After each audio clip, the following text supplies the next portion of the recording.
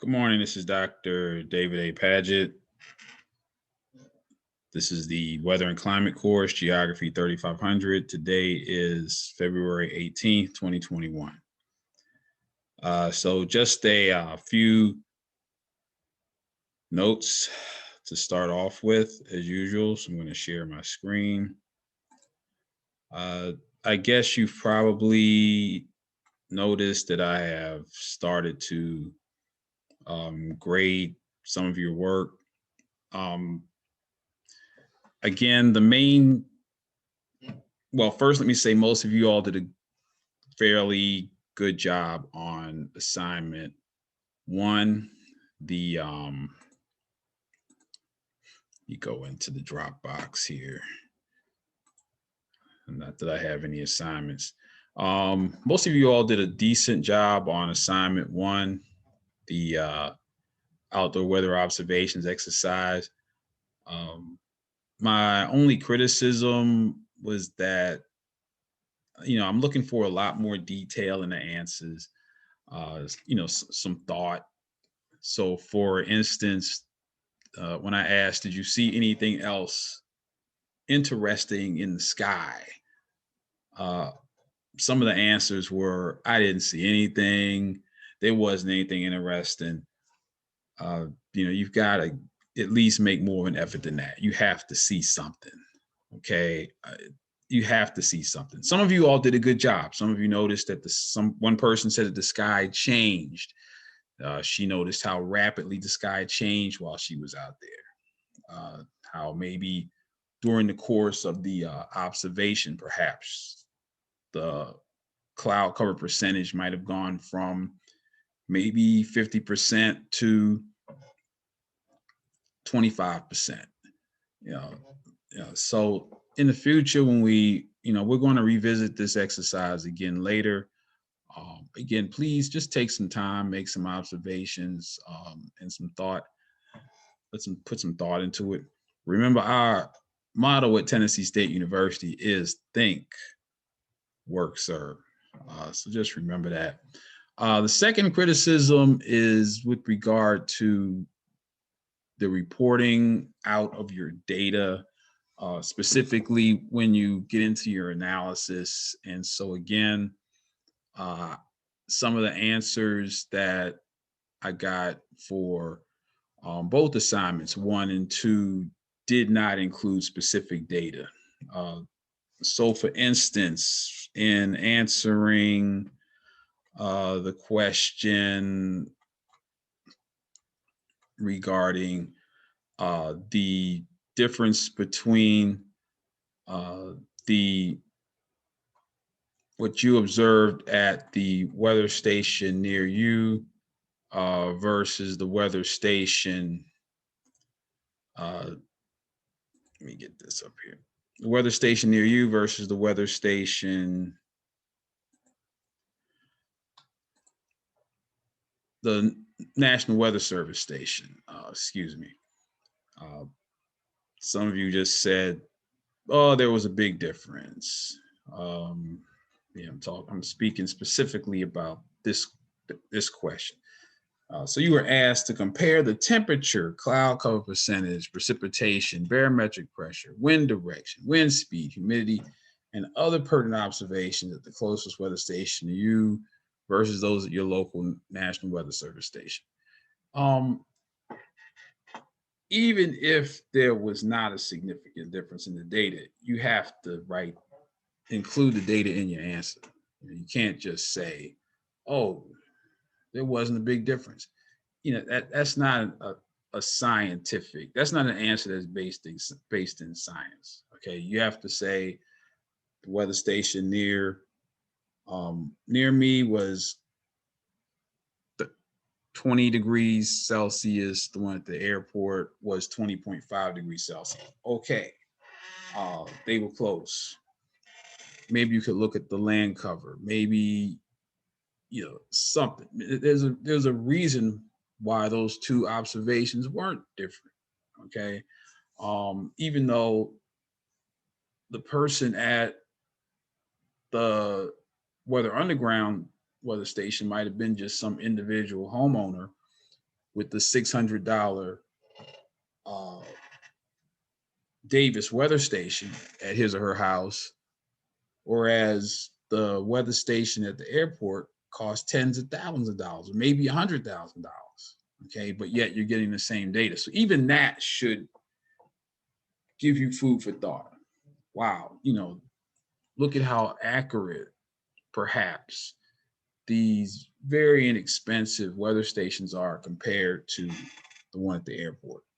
Okay, so like I said, moving forward, I'd just like to see more detailed answers including data and so on and so forth. So we will revisit this. So I am starting to grade your assignments.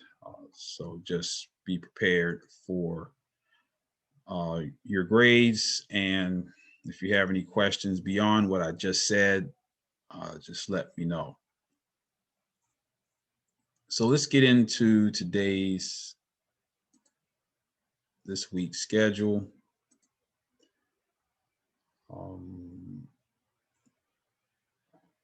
Okay, so first, the article review assignments are,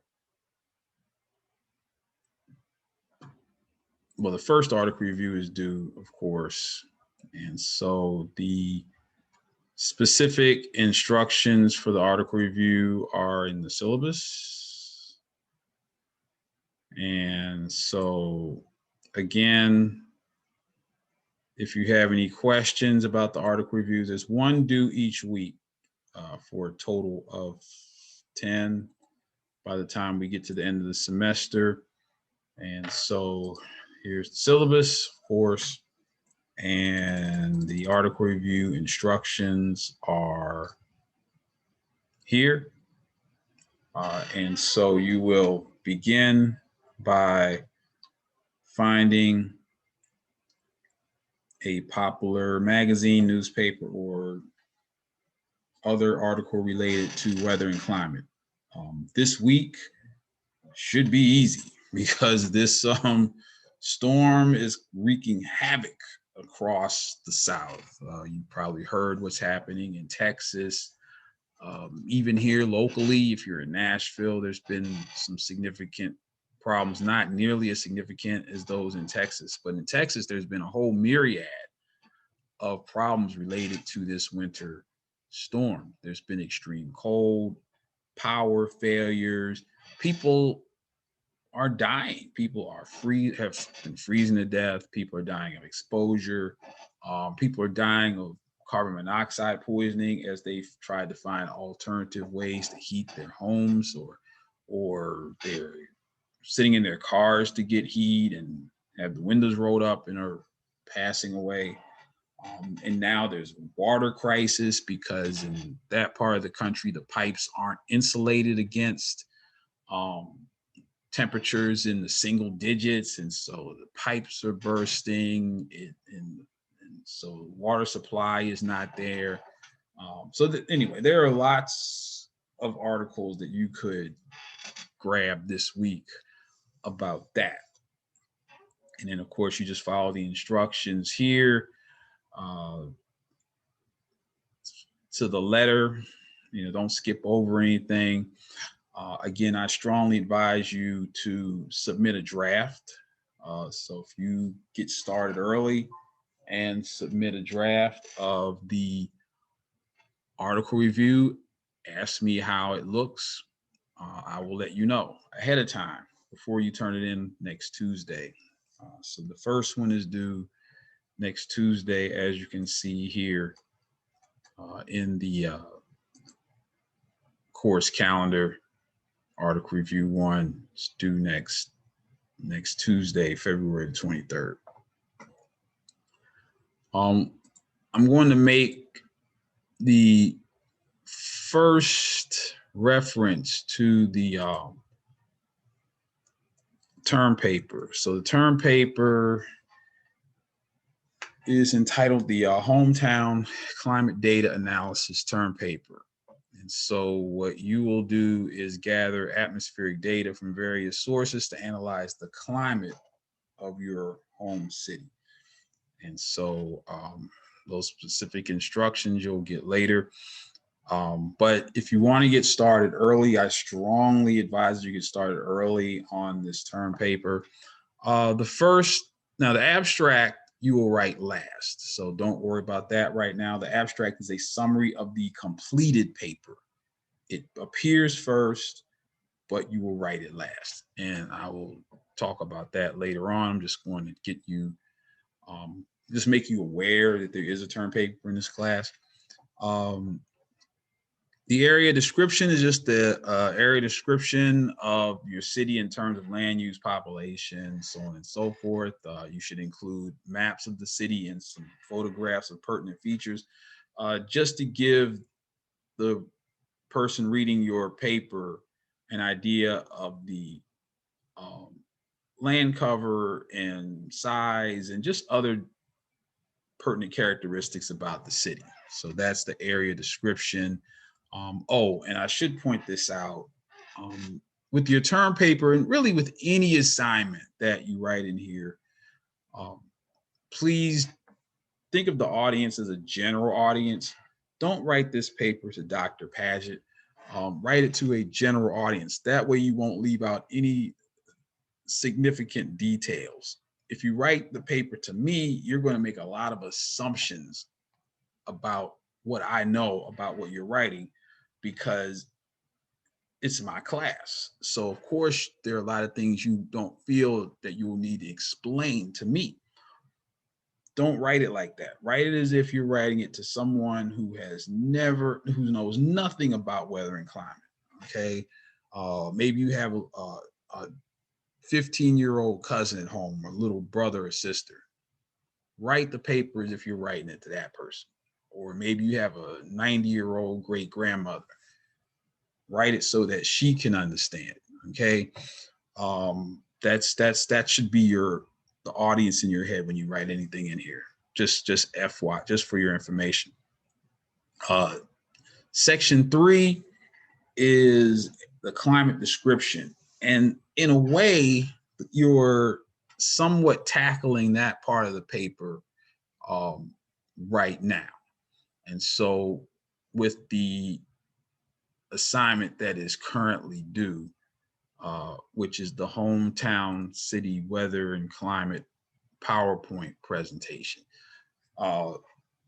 So for the most part, this is a qualitative description of climate to some degree. And so if you want some guidance on that, you should look for sunny days per year. We have a map of that. It probably shouldn't be difficult for you to find out what the average snowfall is per year in your city. It might be 0. What are the precipitation characteristics? Is it a rainy place? Is it a dry place? Is it an average place? You might even look up the average amount of precipitation that your city gets per year. What's the prevailing wind direction?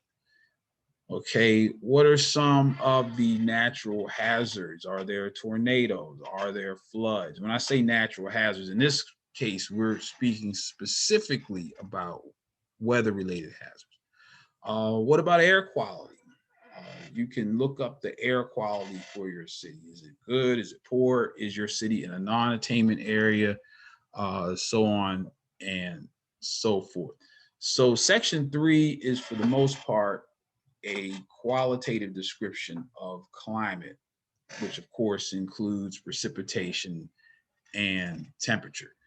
I will grant you some allowances here. At this section of the paper, it is acceptable for you to perhaps reference some, let's say, travel site type data. Okay. I don't want you to cut and paste. Obviously not. But if you can just write a paragraph or 2 or 3 that gives the reader a general qualitative description of the weather or the climate, excuse me, for your city. Okay. Now, sections 4 and 5, don't worry about that right now. We'll get to those two later. That's the climate graph. So you'll use Microsoft Excel to develop climate graphs, and then you will analyze those climate graphs. We will also create Kirpin climate maps. And so in your materials for the this is one of the assignments, you do have a Kirpin climate map for North America. And so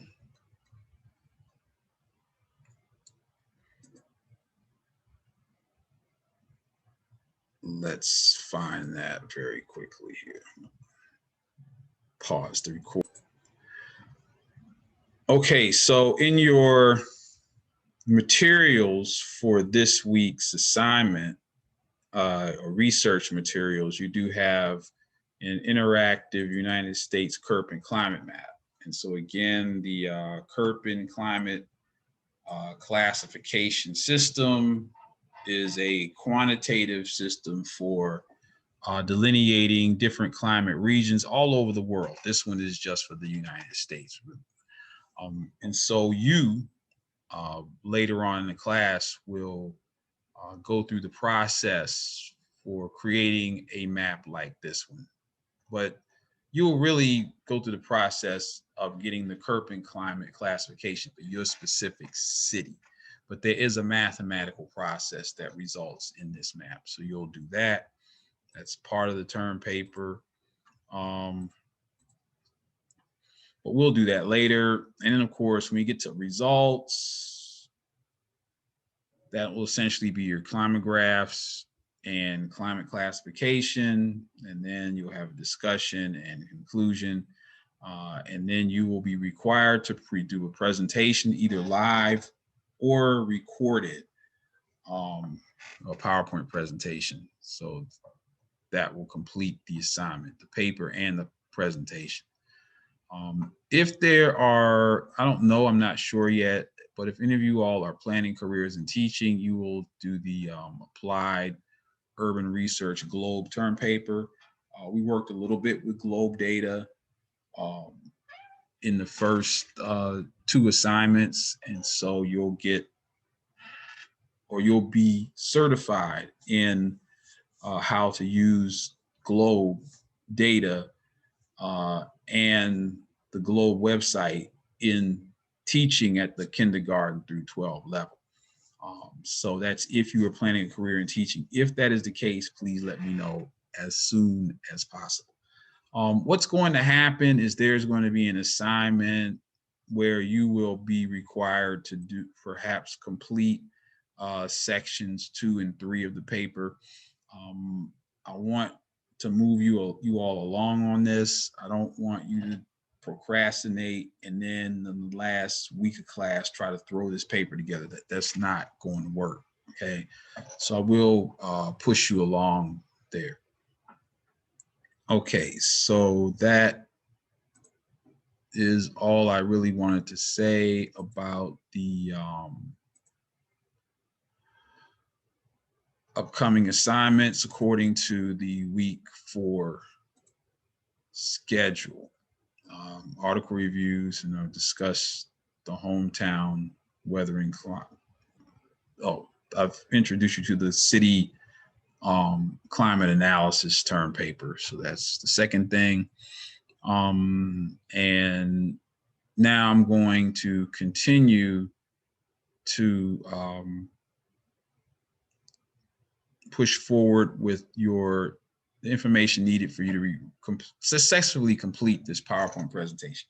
Let me talk about that for a minute. Okay, so the PowerPoint presentation, in this case, you don't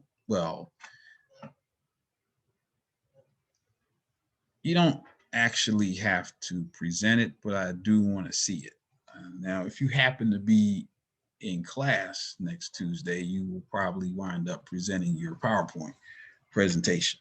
And remember, there are class participation points involved. I might edit this a little bit today and say that if you wish, you should record your presentation. You'll have that option to record your presentation. If you don't know how to do that, let me know. It's very easy. Just like I'm recording this Zoom meeting, you can record your presentation very easily. It's not hard to do. Doesn't cost you any money.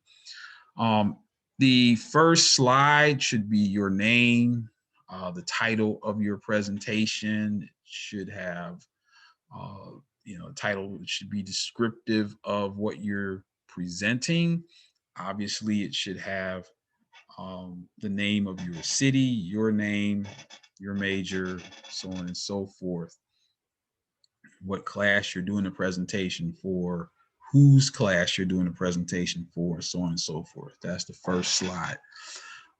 You should have maps and graphics and data. So this should not be a bunch of words where you simply copy and paste from some source into the page. Third, you should have bullet points on each slide, not paragraphs. So a PowerPoint presentation should just be a summary of the information you're presenting. So it should just be bullet points for each slide. And then you should summarize those points. You should not be reading directly from the slide or what have you, but that's how it should appear. And again, you should have plenty of maps, graphics, and other data. 10 to 12 PowerPoint slides. If you need more than that, that's fine, as long as it's not 40 or 50 slides. If you go to 20 slides, no problem. 10 to 12 slides is just a range. So remember, you're describing the weather and the climate. Now, in the weather description, remember, I'm looking for detail. So notice that I put weather, i.e. the 5 to 7 day forecast for this week.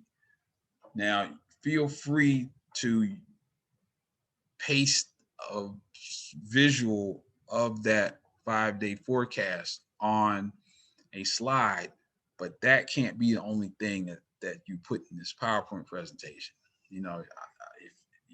I want you to look at the week and go into detail about what is happening in terms of fronts, in terms of precipitation, in terms of all of the elements of weather that's happening this week.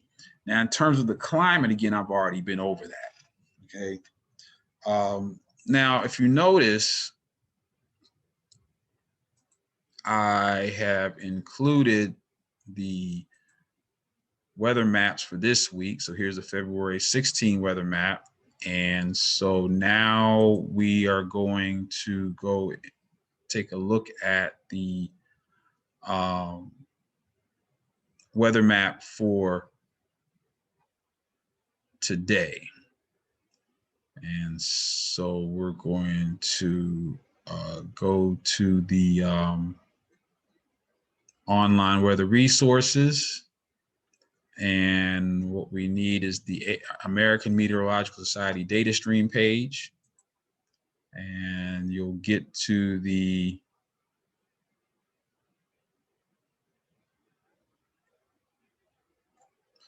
map that you need is the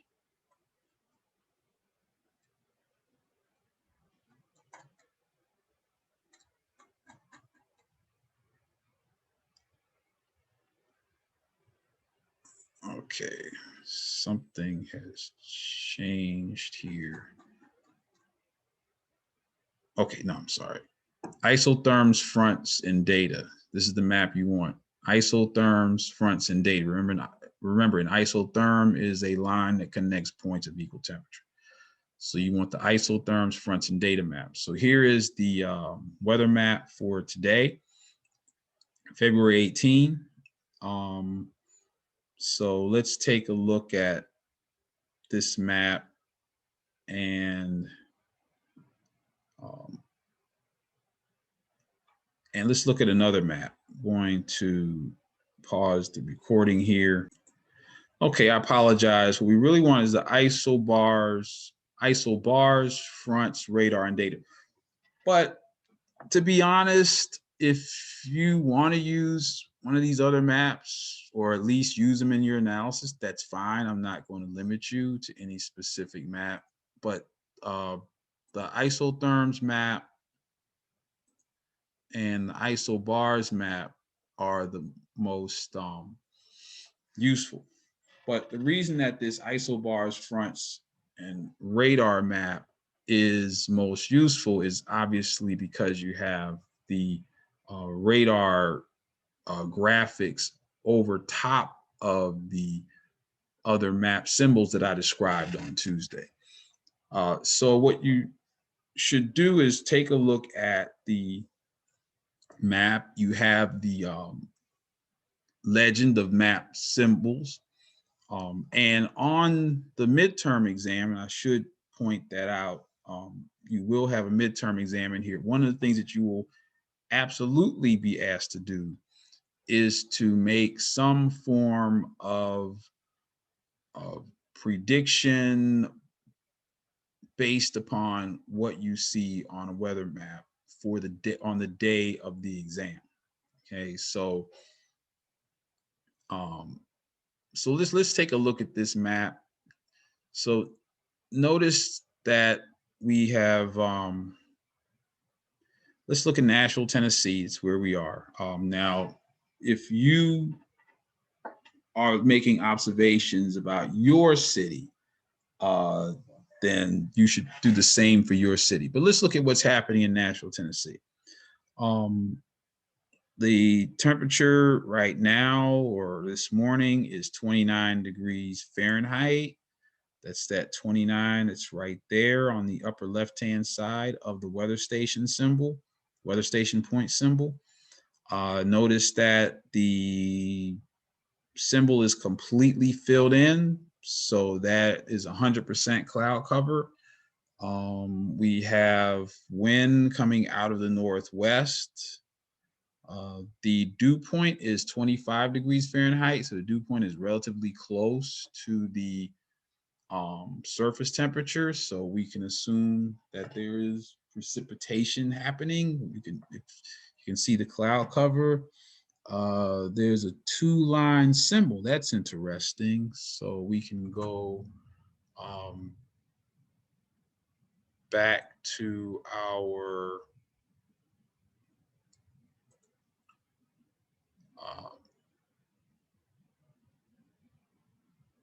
weather symbols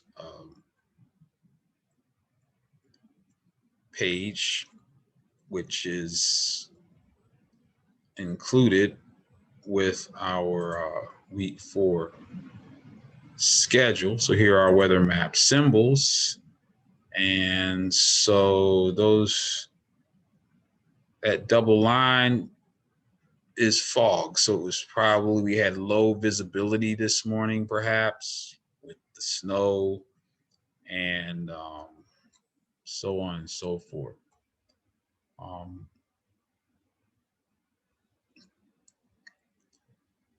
So let's look at the pressures. So we have, remember with barometric pressure, the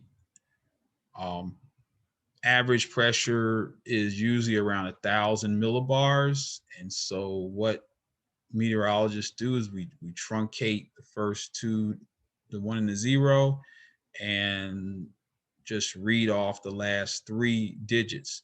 So at Nashville, this would be 1,022.8 millibars right here. So notice this is an isobar that connects points of equal barometric pressure. This blue line symbol here.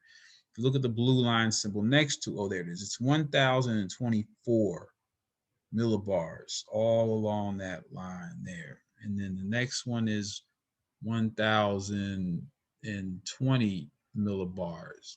So it would make sense that between 1024 and 1020, you'd have 1022.8 millibars barometric pressure.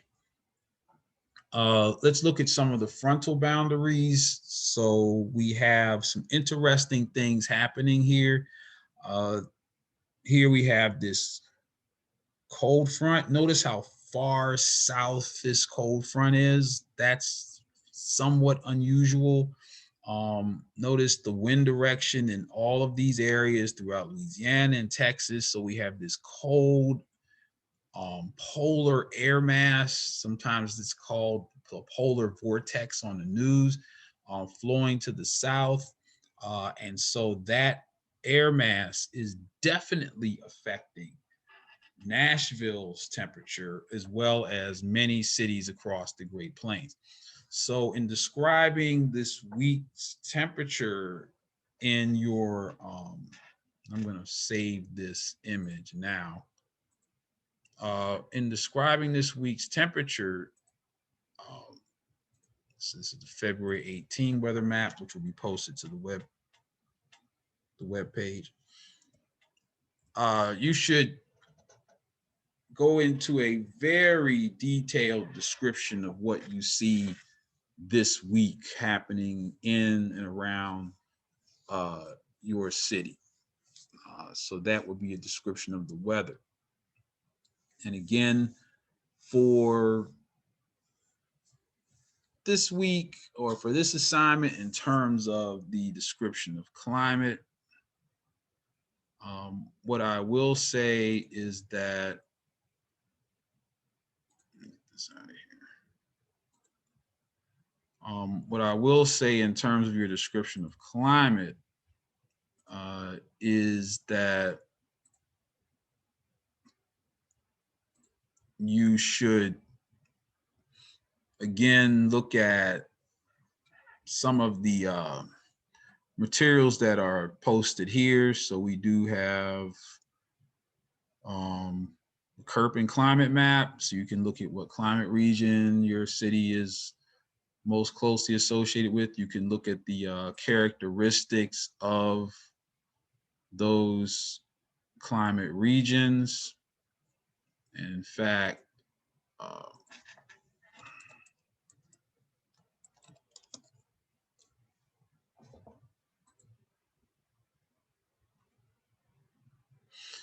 I'm probably going to add, let's see, this is from National Geographic. And I'll probably, let's see, add this link as a reference, even though this isn't the best reference in the world.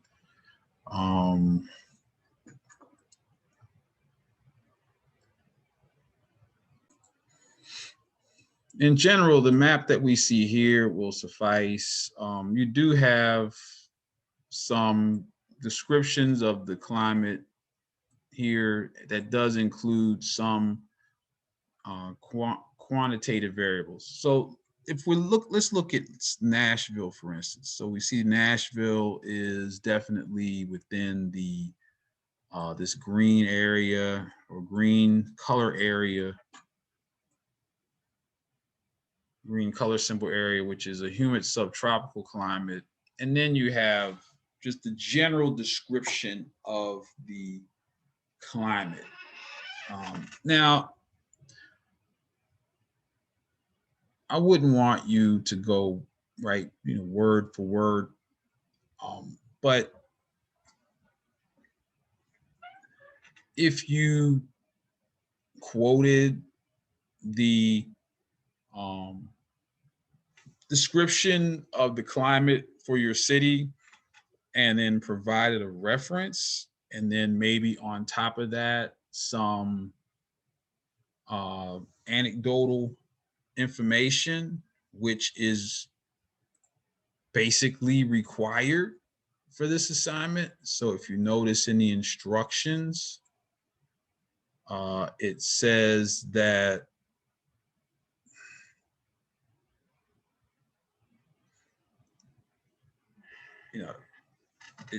you know, you should or could provide a first person account or some anecdotal data. So as you take the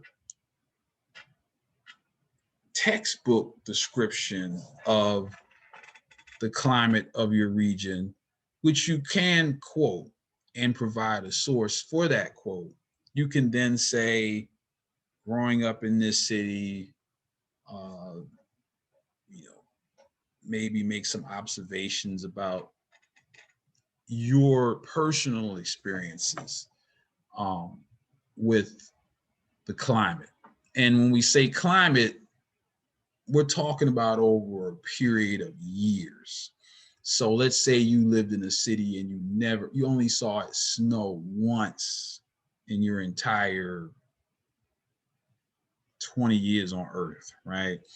Um, that's significant. Or maybe you live somewhere where it snows all the time. I have a friend of mine from upstate New York. He said that when he was growing up, they would shovel snow twice a week all throughout the winter. Always was constantly snowing there. Or maybe you're from some place that's very humid or very rainy or very dry. So you can add on to the data that you find through research, um, your own anecdotes. Um, Also, don't feel as if you're limited to the data sources that I presented here. I just want to make this a lot more compact so that you'll be able to quickly reach sources of weather and climate information without having to do a whole lot of legwork. Um,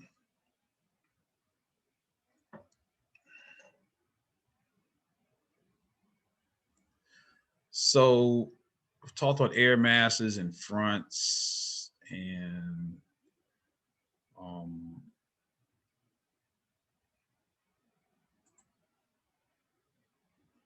annual average temperatures. Might be able to find a better map than that. Um, Thunderstorms, that include this thunderstorm map for the United States. Take a look at that. Is your hometown the place that is where you experience a lot of thunderstorms or not? If you notice, thunderstorms are not evenly distributed across the United States. Florida, of course, is where there are lots of thunderstorms. It's in the Gulf Coast region. On the West Coast, very few. Now, not that it doesn't rain, but the frequency of thunderstorms is not nearly what it is in Florida. And so there are people in, say, California who might suffer from something called astrophobia. Astrophobia is fear of thunder and lightning. And so people who are, let's say if an individual grew up in California and he or she got transferred to a job in Atlanta, let's say, um, now that individual goes from here to here, and suddenly they're experiencing thunderstorms. They might not be able to sleep. They might become paranoid to the point that they have to be treated for that condition of astrophobia. Um, During the last class, I mentioned seasonal uh, affective disorder syndrome. And so there are SADS, seasonal affective disorder. Now, seasonal affective disorder would be most closely associated with places that do not get a lot of sunlight. So you can look at the average sunny days per year in the US. So average sunny days per year, average thunderstorms, average temperatures are all part of climate. And so when you start to discuss those characteristics of your city, there are plenty of resources here for you to use. The rain shadow effect, we'll talk about this in much more detail later on, but you'll notice, let's say a place like Denver, Colorado. Denver, Colorado is on the leeward side of the Rocky Mountains range. And so the rain shadow effect describes how the leeward side, or places on the leeward side of mountains, are relatively dry. So if you look at the leeward side of the Rocky Mountains, that is where we find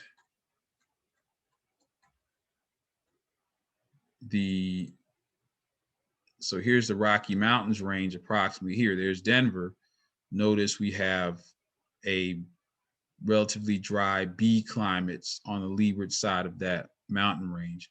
On the leeward side, or the side on the opposite side of the wind direction, so the prevailing wind direction for North America is westerly. So when we say the winds are named for the direction that they blow out of. So a westerly wind blows out of the west. And so our prevailing wind direction here in the United States is westerly. So as those winds flow into the Sierra Nevada range on the West Coast, notice on the leeward side, we have the Basin Range region, which is relatively dry, those cold deserts I described earlier. Then here we have the Rocky Mountains. And then on the leeward side of the Rocky Mountains, we have the relatively dry Great Plains region. Now, the Great Plains obviously is not a desert region. A desert is a place that gets less than 10 inches of precipitation per year. So again, a desert is defined in terms of precipitation, not temperature. The Great Plains obviously is a grassland. So it's a grassland because it has ample vegetation in terms of it's covered by grass, but there's not enough precipitation to support forests until we get out into the more the C climates of the Southeast and the D climates, where we get beyond that rain shadow effect of the Rocky Mountains, and we see places that get precipitation amounts of approximately, for our CFA climates, our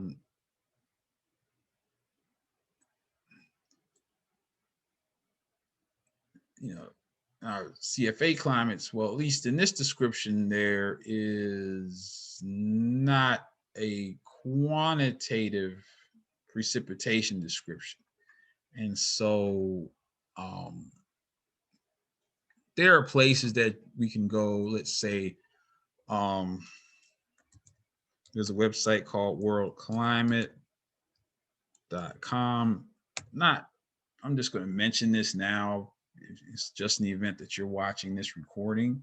I didn't really want to get into the quantitative element of climate, but if you type in, let's say, your hometown and search, then you can certainly get the average 24-hour average temperature for your city. So in this place, Baltimore, on average, the temperature is 58 degrees per year Fahrenheit, and you can also get average precipitation for a place here, and that is 43 inches on average per year. So you can use a World Climate site to get those data. You can also look at when we were examining Detroit, Michigan. So let's go back and enter data for Detroit. Remember, we were looking at June, July, and August in Detroit for the second project. So we have Detroit, let's see, Detroit, United States, Detroit City Airport. Let's go here. And Detroit Metropolitan Airport. And so we have the 24-hour average temperature of 48 degrees Fahrenheit, but notice that the three hottest months are June, July, and August. And so 67 degrees, 72 degrees, and 70.3 degrees. And so we can, and again, that's for the years between 1961 and 1990. So if you are going to include average temperature and precipitation data, I would prefer that you use this World Climate site. And there are other sites like that. Or you can go to the National Weather Service, but just make sure it's a verifiable source. Okay, so I think that I provided you with enough information for you to move forward in completing this week's exercises or this week's assignments. And so do not hesitate to ask for assistance.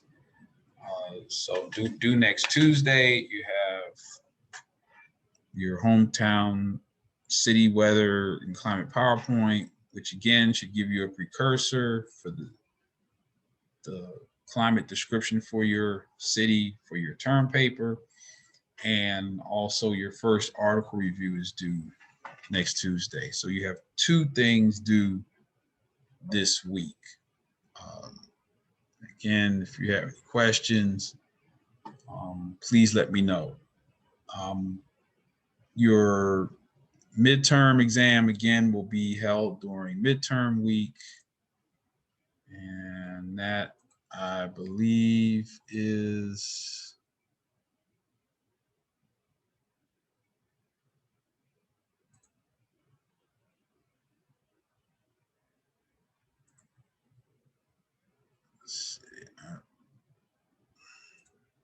so midterm week for spring is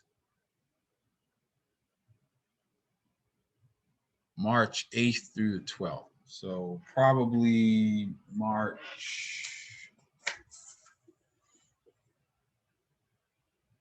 11th will be the day of the midterm exam, which will basically cover everything that we've covered up to this point, including